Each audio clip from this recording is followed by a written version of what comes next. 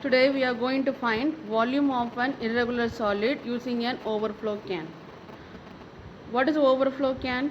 A large size beaker with spout fitted on one side is called overflow can. Now we are going to do one activity.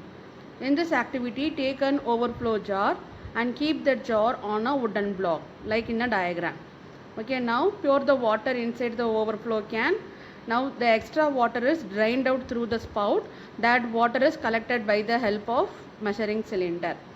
After last drop is drained out from the spout, then the water level is steady in a overflow can. Then remove that measuring cylinder and keep a new empty measuring cylinder below the spout. Now which solid we want to find out the volume, tie that solid with the thread. With the help of thread, insert that solid inside the liquid in a overflow can. Now according to the principle, the volume of the water is displaced, that is equal to the volume of the stone. The displaced water is drained out through the spout. That water is collected by the empty measuring cylinder until the last drop of the water is drained out from the spout.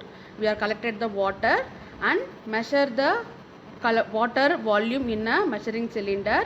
That volume of the water collected in a measuring cylinder is equal to the volume of an irregular solid which is insoluble.